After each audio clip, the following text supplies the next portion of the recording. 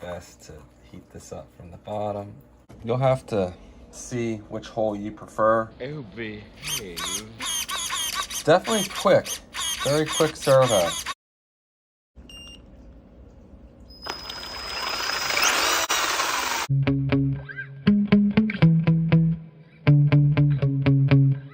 So you purchased the DeeRC 2907E and it's slower than you'd like. I've done a full review on this truck. It actually handles really well. It's a lot of fun. It looks good, especially if pink's your thing. Pink Pony Club, I'm gonna keep on dancing at the Pink Pony Club. I'm gonna keep on dancing. But the performance is lacking. 17 miles an hour out of the box just is not cutting it. I went ahead and installed a Traxxas Titan 12-turn brush motor.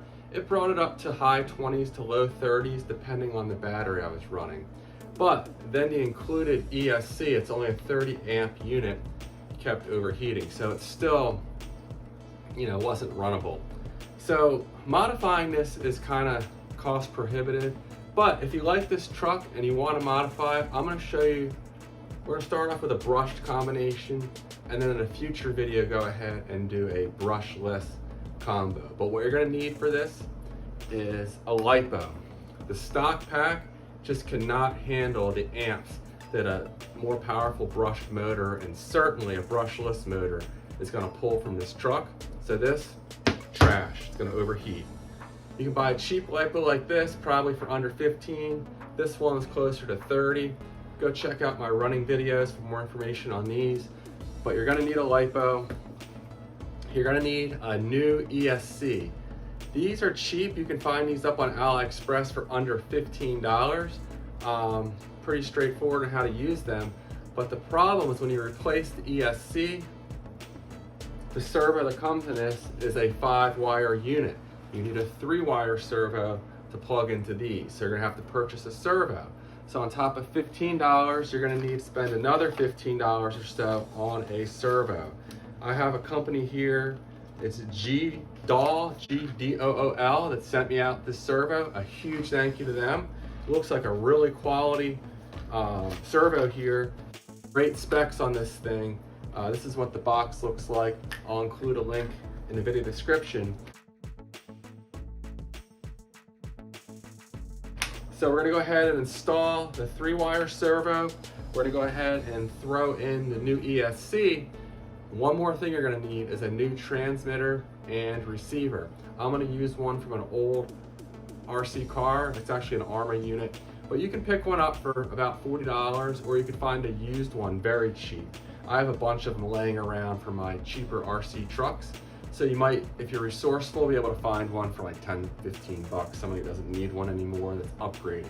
But for this, because it doesn't go real fast, you don't need a lot of range. So most any transmitter receiver will work. But again, that original ESC was an ESC and receiver combined in one. And that's not gonna work where we're going with this. So if you're gonna have to pay full price, $40 for a transmitter receiver, $15 for an ESC, $15 for a servo, that puts you at $70. Another, say, $15 for the LiPo. That's how much this truck cost, about $85. So you can see where I'm going here. But I want to go ahead and modify this. Maybe you already have this truck. Maybe you just want to go ahead and modify it.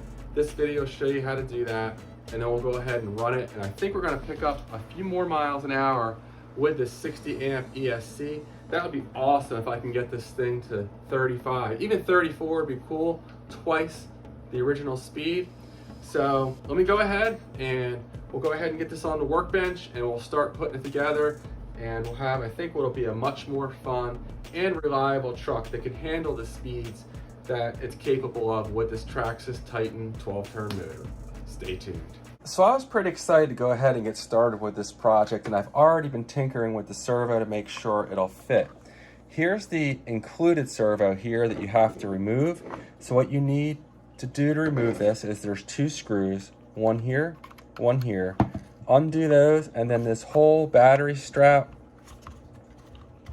along with the servo holder pops out. Again, this is the included servo. I have not removed it completely yet. Then you're going to go ahead and need to remove the arm here. This just pops off this ball fitting here. You might find it easier to unscrew the servo arm to do that, but you're going to need to pull this out of here and free this arm. So I've already done all of that. You're also going to need to go ahead and remove 2 screws to remove this plastic piece here that covers the ESC. Okay, there we go. Now we're going to go ahead and disconnect the motor. There's just these 2 wires here. I'm going to pop these off. Make sure you grab it by the clear part here and not from the wire itself, or you might break it. I just noticed the power switch here is connected to this, which is really annoying. But we'll go ahead and what we're gonna have to do is solder a new connector onto the ESC. I'm gonna have to do that anyway because I have different connectors on here than I want to use. So we'll see what we're gonna do about that. We might not use this at all. I have my fan wired into this as well, but we might do something different moving forward. So we're gonna go ahead and remove the 2 screws that hold the battery connector in here. When I had the 5-wire ESC here, it doesn't have anywhere to plug in a traditional ESC fan connector. So I had to go ahead and fabricate something here, which kind of sucks because now I'm probably gonna have to undo it. But I wired my ESC fan into the back of this Dean's connector here. So you can see here where I wired it on here. We're gonna go ahead and pull this through. And I don't know if I'll ever use this ESC again. So I think what I'm gonna do is just go ahead and disconnect all of this. This looks like a source of resistance to me. I don't like the connector.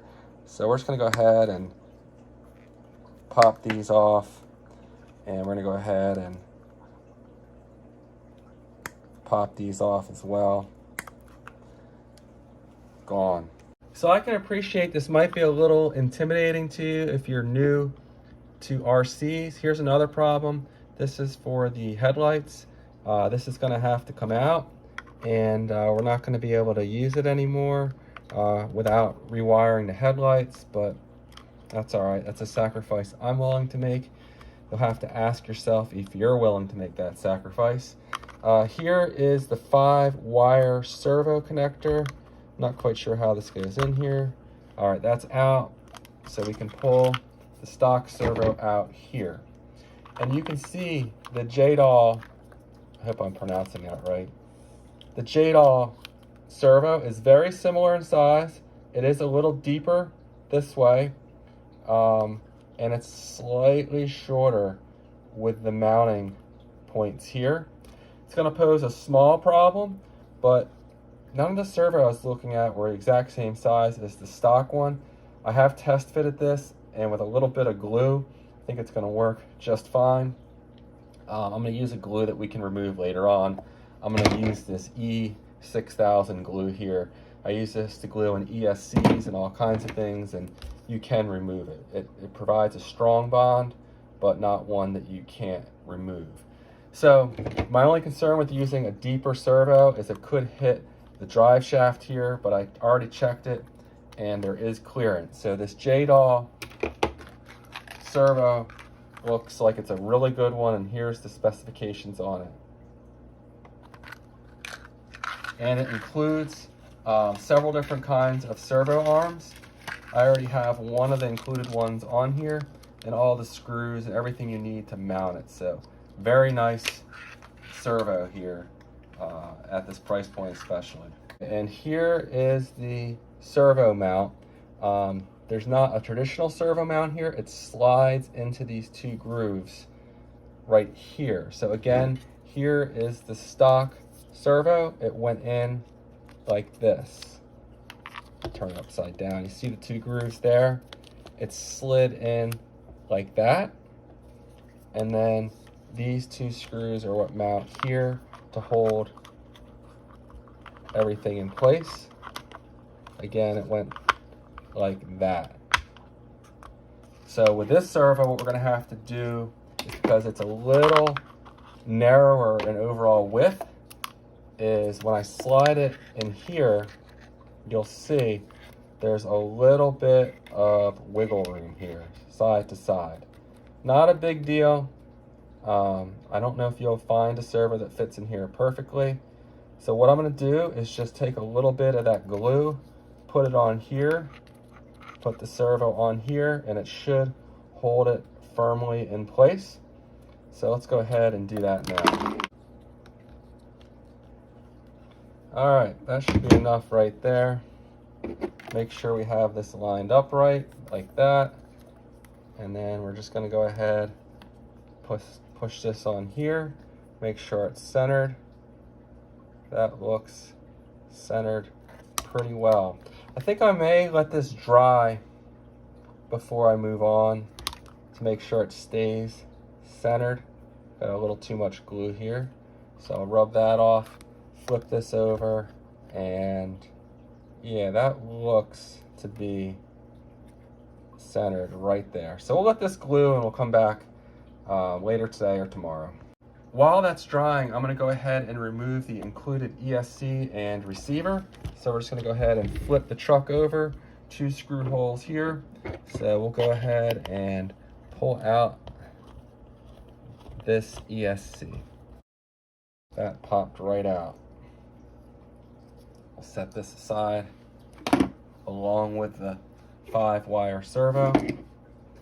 And as you can see here, there is the raised area where this ESC previously connected. Let's test fit the new ESC. Can it fit between those? Of course not. So now we're gonna go ahead and find a spot for the servo. This is just a traditional servo here. If you have numbers for the different ports, 1 is gonna be for the servo and 2 for the ESC.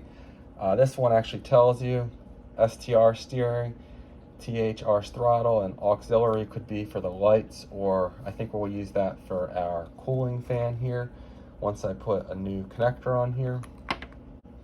So where are we going to put this? There's tons of room. We'll probably just pop it right there, and I'll glue it onto the chassis with some of the E6000 glue. So unfortunately, I just realized I should relocate this receiver.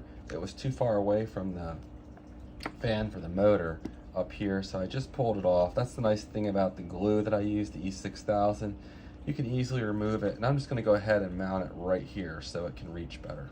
Another thing I'm noticing about these ESC wires is look how thin they are. They're a very low performance here. The new one's going to be an upgrade. Still not high performance by any stretch, but these thicker gauged wires will carry some more current. So we'll see. Hopefully this one works well enough, and you could always mount an ESC fan on here. Although I have one mounted to the motor, so might have to get a little creative here because my receiver only has 3 connectors. So for my particular setup, I think it's going to be better just to remove these motor wires. My ESC doesn't have any on it, and it's going to be close by so it can reach it. I think it's going to reach it easily. So all I'm going to do is take a little bit of solder, touch it to the end of the soldering iron, put it onto the end of the motor wire here, heat it up until it frees itself. And there we go. Do the same thing for the other one. There we go. They were a little tricky to get off of there. I should have taken the motor out to do this, but I really don't feel like doing it. So I'm just gonna go ahead and do my best to heat this up from the bottom. Like that.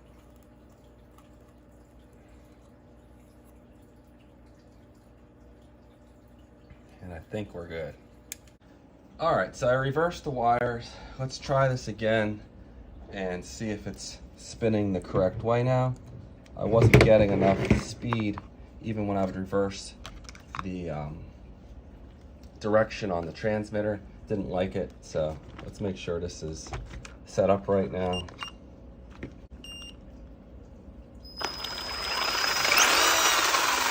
All right, we have full throttle forward. and it's slower in reverse. Perfect. So I did have to reverse the motor wires. Okay, now we're gonna go ahead and place these connector ends onto the wires. Don't want to forget those. Then we're gonna go ahead and put a little bit of solder in here. Go ahead and get the end of our wire like this. Place it in there. Touch everything together. Sink this down in here. That's all the way in. 1, 2, 3, 4, 5, 6, 7, 8, 9, 10. All right, now we'll go ahead and push the connector down onto here. Very good. Now back to the servo. As you can see here, it's glued in and it's centered pretty well in the mount. So hopefully I'll just bolt right in here. First, we got to attach the servo arm with one of the included screws with this servo.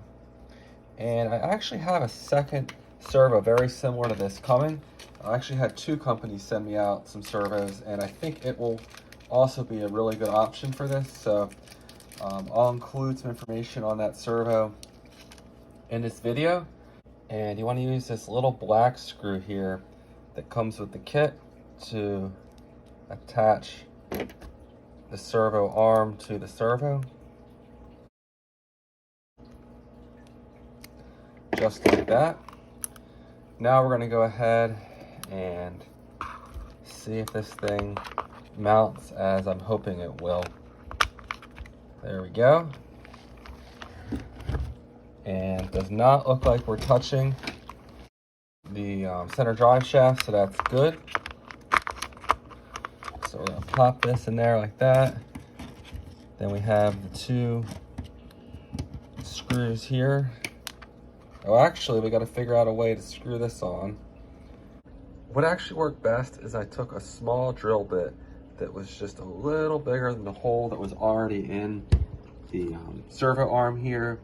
Just kind of slowly reamed it out and kept making it larger until I could get my hex wrench in there, and then it went in no problem. And I did move it to the outer hole, the one that has more travel. It's more travel than you need, but the servo has plenty of power, and I have dual rate on this transmitter, so I can turn down the sensitivity of the steering. But if you don't have dual rate, you might want to use the internal one. You'll have to see which hole you prefer. 2mm hex is what you need to screw this in. Yeah. And here we go.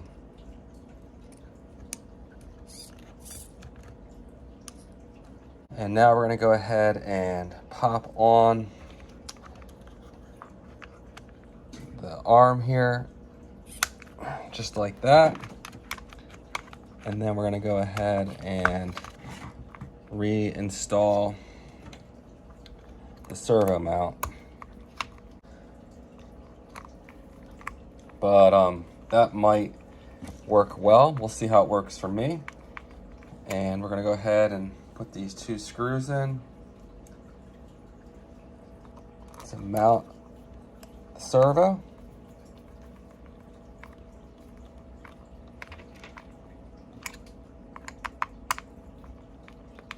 All right, that should do it. That other fan I had, wire fell out of it. I guess I must have damaged it while I was working on the car here. So I had this other one that I'm going to go ahead and install to keep this motor nice and cool. Installing it so it's blowing air down onto the heatsink, and that should be the best way to install it. Now the final thing I'm going to do is I cut a little platform out here that I can glue onto the chassis so the ESC clears the 2 pre-existing mounting holes. You could just grind those off, but for some reason I just didn't want to. I don't think I'll ever need them again, but there we go. I have a little mounting pad here made out of foam. And then what I'm going to do is go ahead and glue the ESC onto foam pad here. And all should be good. So we'll put this right about here, like that. And then I'll go ahead and place some weight on this so it can dry. So we're gonna go ahead and yank this brushed system. Just was not getting the performance out of here I hoped to. But because I already have a receiver in here and a 3-wire servo, this will be a really quick and easy swap.